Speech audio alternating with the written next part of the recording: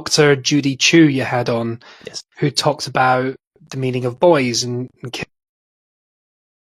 And I listened to that and I thought it was so good because she was championing young boys, because she was making the comment that, the phrase that we all heard, boys don't cry and man up to these little kids, but it can be devastating, and things that make people emotionally unavailable as they get older because they think it's weak to do the things that they've been taught as a child. I had one question for you from the comments you made, though.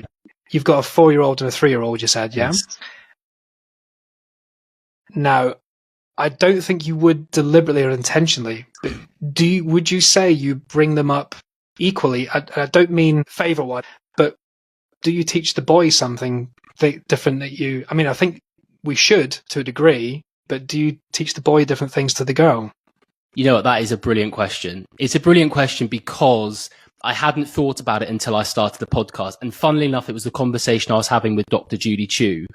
And as we were talking, I said to her, I've just realized that I do feel, I think, more pressure bringing up my son than I do my daughter, because of the viewpoint of wanting him to become a good man, a decent man in society. And it's not like I don't think about that with my daughter, but I definitely think about it less so. And it's really interesting. I don't think it affects my parenting as such in terms of how I am with each of them.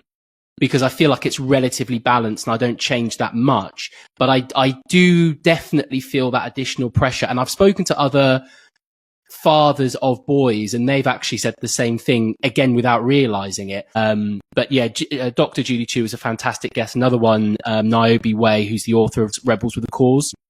Again, she's someone that just speaks to boys day in, day out. They are very, very emotionally engaged and intelligent and want to talk and want to share their emotions. And she says that, you want to understand how boys are feeling or what you need to do, just ask them. Literally ask them, talk to them. They will tell you.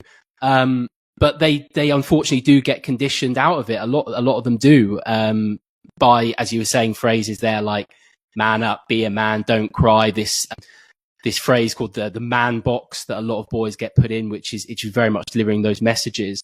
And another guest actually I had on, Andrew Reiner, who's published Better Boys, Better Men, talks about the fact that these messages will shame boys when they're younger. It shames them. And actually, a lot of the time, they're actually coming from a place of well-being to actually try and help them in a weird way. It's not always derogatory, but either way, it is shaming them. And he was explaining that boys that get shamed turn into men that act out on their shame.